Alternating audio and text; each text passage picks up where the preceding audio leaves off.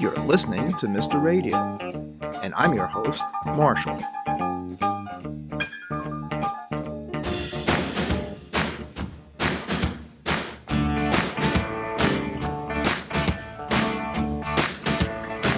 It's not the way you walk or the way you talk. Don't have to comb your hair, just leave it there. It's not the car you drive or arrive, or the shirt you wear. I don't even care. Look, here you come. You wanna have some fun before you get with me. Boy, you gotta please, you gotta treat me right. Patrick Hickey Jr. of Review Fix described today's guest as a smooth and charming Americana folk pop artist who puts her whole self into her writing and performances, using honest and witty lyrics about heartache and strength, paired with catchy melodies. Recently honored by the New Jersey Arts and Music Songwriting Contest for the title track, I'm Not That Girl, her roots-inspired sound includes multiple albums as well as her EP, I'm Not That Girl, and Here I Stand. If you're a fan of Roseanne Cash or Pat Benatar, you're going to be a fan of today's guest. Her latest album, Full Moon Rising, explores finding your way through tough times and explores relationships during those tough times. Produced during the confines of COVID-19, it helped her to stay connected to her friends and community. It is my pleasure to introduce Randie O'Neil to the show. Welcome to the show, Randie. Oh, my pleasure to be here. Thanks for having me. We opened the show with Treat Me Right, which was a track from your recent album, Full Moon Rising, which deals with being cooped up and isolated during the COVID shutdown, which in turn led you to write one of the tracks which garnered a Best Modern Country Finalist Award for Queen of the Barstool Two-Step. Can you explain how the COVID shutdown influenced this song? At first, I was like a lot of people. I was really anxious. And, a lot of things happened. I didn't have access to things. But then I realized, you know what? I have access to things I didn't have access to before. And I really dug in and went digital. And I connected with a lot of songwriting groups, a lot of song coaches I didn't have access to. And I decided to really use this as a time to, really gain a stronger digital footprint. And like Queen of the Barstool Two-Step was about, I got dumped right before COVID, right during COVID. And you know what women do? We put on makeup, we go out, and we go into town, we pretend everything's okay. And for COVID, we weren't allowed to do that. So I wrote a song about it. Queen of the Barstool. And I was really proud of that production. So I really tried to spin it and say, what can I do? I got curious about things rather than saying, okay, I can't do this. I get the impression that during COVID, you became self-taught in how to use technology for this plague that we went through. Yes. Well, and I had some help from modern musicians who really taught me how to market and use digital media for musicians' advantages. And it really got me access to things that I didn't even know were there. Well, go ahead. I'm sorry. No, it was just, a time for exploration. You mentioned modern musicians, and I do have some questions about that, but why don't we take a listen to Queen of the Barstool Two-Step first, and do you want to just give a brief introduction again for that? Right. It's, when things aren't going the way you want it to, ladies, we put on our best jeans, put on some makeup, and we go on to town, and we make everything all right. All right. Let's listen to Queen of the Barstool Two-Step. All morning long, you're playing my song. Alone by day, but it won't end that way. Lipstick on, you know what that means. I wanna be seen in my sweet blue jeans.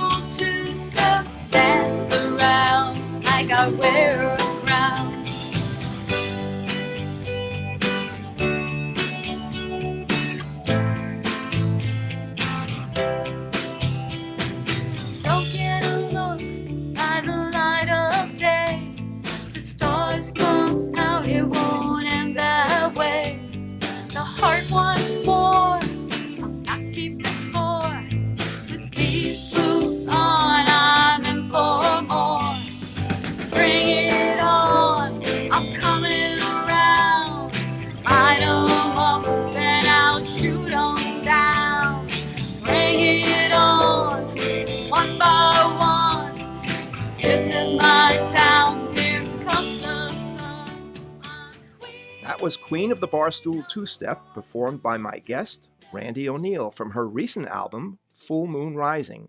You know, you have a really great backup on that track. Can you tell us who else we're hearing? I have great backup singers. Luan Carter is one, and Jen Hudson Foote is the second one. And they're just such a wonderful team. You know, you go in there and they're like, oh, go a third above that, and they're there. They're just amazing, and I really have learned to incorporate them as another instrument into a lot of my tracks. And when I'm writing now, I'm like, okay, my backup singers are going to do this and this and this. You know, so having such talent on the tracks has really allowed me to explore different things. Now, was Full Moon Rising, was that recorded at the Visionary Music Group studio?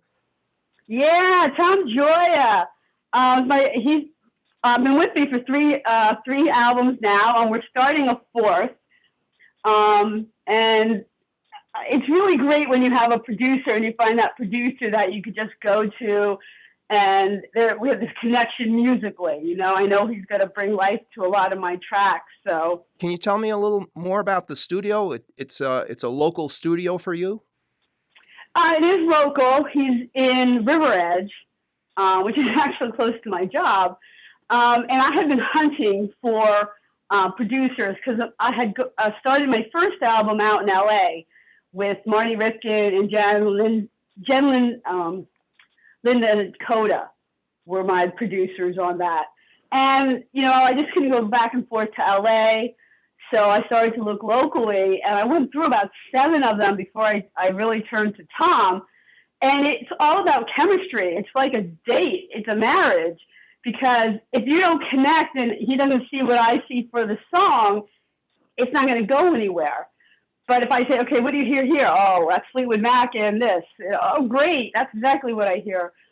So that's the musical chemistry that you need with a good producer. What kind of preparation for those of us who have never been in a studio to record, what's involved? You get up in the morning, you have some coffee, or what's a typical studio day like?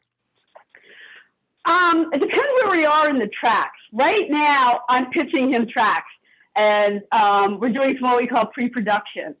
And what that means is, like, I have a chord progression, I have some lyrics, and we're going to go over it together, and he's going to see if there's a way to do a better build into the pre-chorus, into the chorus, things like that. Sometimes he might not like a line, you know, he doesn't get it or whatever. So the songs are kind of cleaned up in pre-production, and then we start working. So that's one session, and then we're going to start with the beats and the real heart of the song, and we're going to build it out from there. You have a YouTube video out, and it's called "It Should Have Been You," and some fan wrote a comment on that and said, "Great hook. It should have been you. That's my earworm now." How do you go about creating earworm lyrics? Yeah, and there's an art to that, and your chorus is your main idea for the song. To me, verses build a story, and the story for It Should Have Been You is I was thinking back over the one who got away in high school. If I had my act together and wasn't dating bad boys, like, this was the guy I should have been with, right? So I set that stage, and then I kind of have to bring it home with what's this song really about, and it really was about It Should Have Been You. And so that became kind of the hook. So that's what I try to do in the chorus, is just bring it home into a few sentences of phrases. You know, I'm working on a song, Don't Tell Mama. And that's, you know, so you build up what's going on in the verses, and that's in the chorus, you really drive home what this song is about. And you try to find something catchy to do it. Whenever I have the opportunity to interview an artist, I sometimes turn to what is probably a formulaic question like, who influenced your career? And often they respond, it was their family. But your family was a different story. Would you mind telling me what your family experience was and the way it influenced you as a musician? Well, I had alcoholic parents. My stepfather was very abusive. And at some point, I turned to music as therapy. But I didn't want things to be a downer. I want to inspire. I want to move on. I want to rise above. So I turned to female musicians because females in the business, it's really not an easy market for women. And so I'm really inspired by like the strong female singers, the Pat Benatar, Stevie Nicks, Blondie. I'm looking at Joan Jett, Cyndi Lauper, and kind of turned to them for inspiration. So then you purchased guitars with your own money, I take it, and one day they were gone. Yeah, well, no, actually, growing up, I had gotten a guitar, and this is, I think, about 8th grade, and I was playing. I really enjoyed it.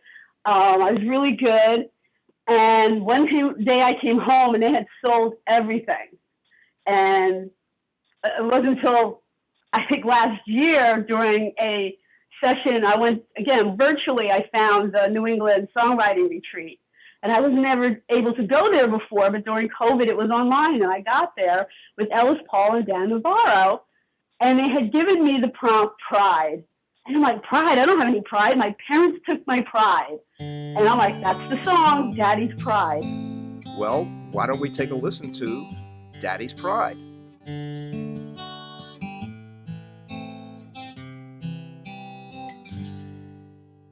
I'm the girl on the playground, kids all around.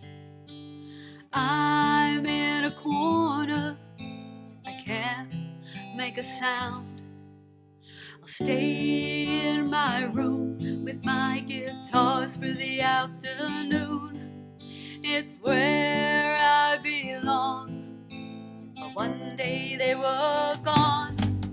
And who are you to me now? Who are you to me now?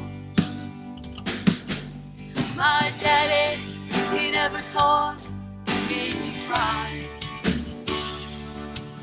My daddy, he never taught me pride.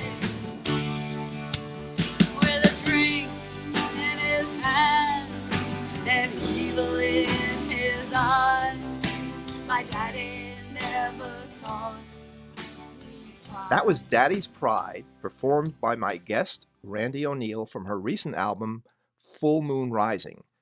My daddy never taught me pride. With a drink in his hand and evil in his eye, my daddy never taught me pride. How did writing these lyrics help you in dealing with the abuse that you suffered from your stepfather? It really was an ability to let that go, finally. It actually took me a while till I could sing it without crying, actually. But when I did, I was finally able to say, you did find yourself, and you are doing things you can be proud of, and you did find your pride. And it really allowed me to come full circle with that and come to terms with who they were. You also started a band, or you joined a band, and you were playing in New York City. And on your YouTube channel, Journey Through Song, you talk about the band, and you also say you joined this band AMA, Against Medical Advice. What did you mean by that? It was interesting that, I had some therapy during the sessions, and they were actually advising me against music. And I'm like, are you people crazy? Like, you should be using music to help people. And I actually stopped working with that person, and I put the band together, AMA, Against Medical Advice, because to me, that was my treatment. Going to music, using lyrics, using other people's music, to help me through and help me find who I was and help me find my voice. You seem to pick some topics that are pretty intense. For example, your song Little Boy Blue, that was inspired by the tragic story of a young boy who took his own life. How did this event come to your attention? I actually, I'm a counselor, a youth counselor, and part of my job is I'm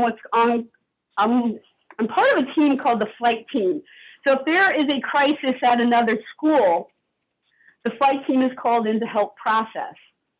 So I'm part of a flight team, and there was an incident out of school, and it happened to be a fifth grade student who, was new to the country, didn't want to be here, didn't try hard to fit in, and it was just really hard for him, and he just, went out a window one day. And it was one of the worst interventions I think I've ever gone to. And that is one song I will never play live. I don't know the chords. That is just one song that, it's just a hard song. How does your musical background influence your day job? And reverse, you just explained how your day job influences your songwriting, but does your musical background come into play when you're doing your counseling? Yes and no. I don't go to kids saying, hey, I'm a musician. But what it does allow me to do is enter their world. I stay in touch with the musical community, the current artists, and it does help me kind of understand who they are, where they are, and it really does help me relate. It keeps me young, too, Well, that's good for everyone. That is. Speaking of therapy, you have another feature on your website, and it's called We're in This Together. What experiences have you had with this element of your career? Again, music is just one of those things that brings people together. If you like a song and someone else likes a song, you have something in common, it can be a very powerful, powerful tool when you really find music that you connect with. And we are in it together. So find ways to support each other, find ways to come together instead of bringing people down. You also have a lost but not broken weekly live stream, and it's on your YouTube channel. And you recently discussed indie artists and how, as you put it, little milestones are so important. And when you don't have a machine behind you, you're on your own machine, or you are your own machine. What did you mean by that? Well, a lot of the big artists, they have a machine behind them, the record companies that are really driving it. Indie artists, we do everything by ourselves. We find our own producers. We find a way to market our material, find our fans, which is a big part of being a musician, find our own gigs, and there's a lot of moving parts because you have Spotify, you have YouTube videos, you have this, radio stations. And, there's a lot of, moving parts. So you really have to learn what's important for you as an artist, how you want to connect with your fans, what medium you want to use, and kind of where to focus. But the internet has been a beautiful tool. You can kind of sidestep and kind of emulate what the record companies are doing. How do you find the internet different when, for example, when you're doing your YouTube channel? What's the difference between that and performing live?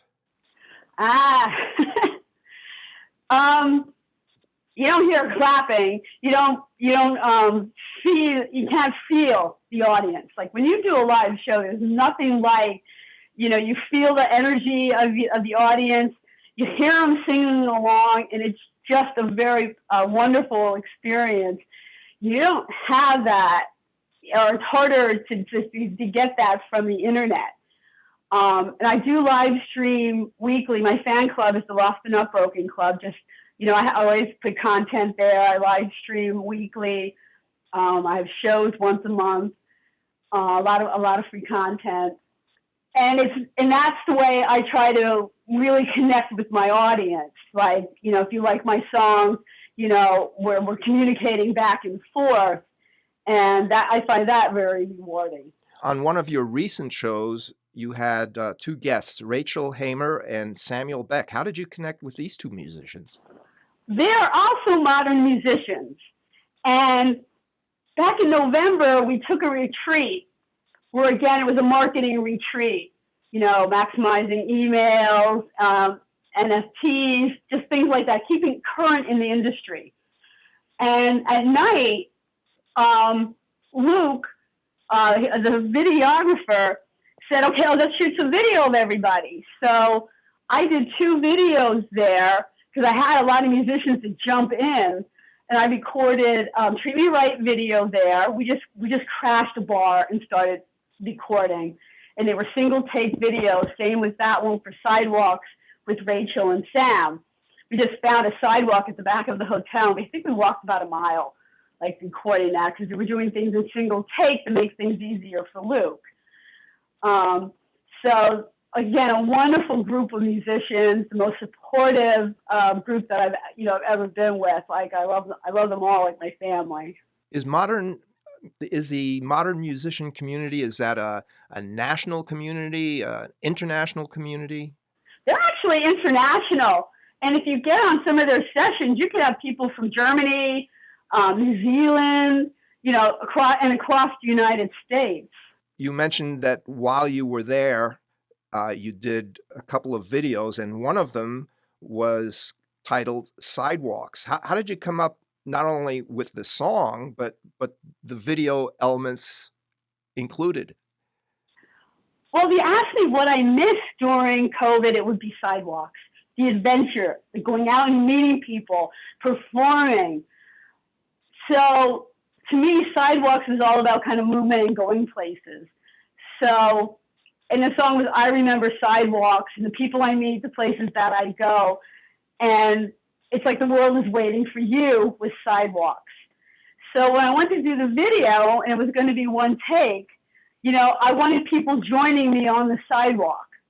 And so that's where Sam and Rachel came in, and we have our little dance moves through the bridge. When you do this live, apparently you have lyric cards that you distribute. Can you tell me about the lyric cards? I love when people sing along, but I understand that people might be seeing me for the first time. So I made these lyric cards, and I hand them out and, teach them the chorus. And I have to tell you, it's going over so big. It's like the most fun part of the show are these lyric cards and people just singing along. So I really, really enjoyed that. You recently performed at the Princeton Performing Arts Center along with bass player Jamie Potter. Was this your first post-plague live performance? Post-plague, yes. Yes, and Princeton was one of my favorite venues. Oh, there just is a great supportive group of people. And then it goes to a TV show down there. So it's really a great setup that they have. And Jamie's been with me. He toured with me this summer when I released Full Moon Rising. And we did gigs all through the fall and winter. Now I'm going back into the studio. So we're going to be performing again probably this summer. And you say you're performing again probably this summer. Can you tell us a little bit about some of your upcoming projects? Well, again, I just started back at the studio. My first song is Don't Tell Mama. It probably might, at this point, it's the title track. That could change as we produce other things. It's such a lot of fun. And that'll be released probably in the fall. I just had a branding session for it with another group of modern musician friends, which means we're setting the tone for the release, new pictures, kind of the look of things, no new logos, everything that goes into releasing an album. And once in the works. Once this album is released, and if anyone else would like to hear any of your other albums, what's the best way to find your music? Cleverly, I have a website, RandieO'Neil.com, and Randie's I-E. If you use a Y, you get to a baseball player, so you might not want to do that. So Randie with an I-E, O'Neil.com. You can find me on YouTube. I have stations on Spotify, iHeart, Pandora. I'm on all platforms. But if you want to talk to me and meet me, then it's Facebook, the Lost But Not Broken Club. Oh, Marshall, this has been a good interview. I like it when you did your research. There are sometimes I do these interviews and they've never listened to a song, and then their questions are a little off. Well, the problem with listening to your songs was I've been singing Queen of the Barstool two-step for the last 3 weeks. So that does have its drawbacks, but they're pleasant Hey, problems. there are worse problems to have. Right, right. All right, and maybe do you ever perform at any of the local coffee houses in your area? I do. I was just at the Art Cafe in Nyack last week, and then I did a brunch out in Asbury the week before that.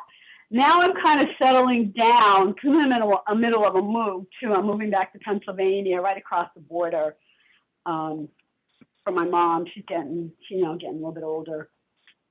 So right now it's kind of focusing on my moving and getting stuff done in the studio, and then I'm reaching out now to set up my summer schedule. All right. Well, I hope that one day I will hear you live. Randie O'Neil, I'm so happy you were able to take the time to speak with me, and I hope to hear from you again real soon. And why don't we close the show with Sidewalks? Sounds good. This has been such a pleasure. Thank you so much. Blue skies for hours. The wind can change and there's a storm. Stand firm, this too shall pass. Stay strong, your dreams will last. The world's awaiting you. And I remember sidewalks all along the way. The places that I go and friends that I know. The dreams I have followed, some lost along the way. I remember sidewalks. Take me where I need to go. You've been listening to Mr. Radio, and I'm your host, Marshall. This program was written and produced by Marshall. Our theme music was played by Ululation.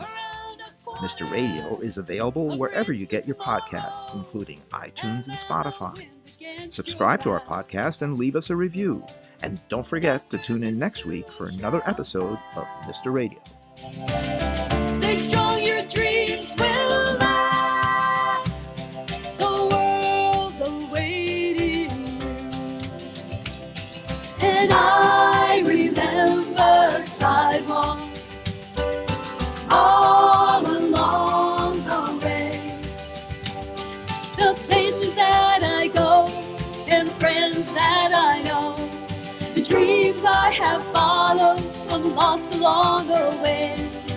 I remember sidewalks. Take me where I need to go.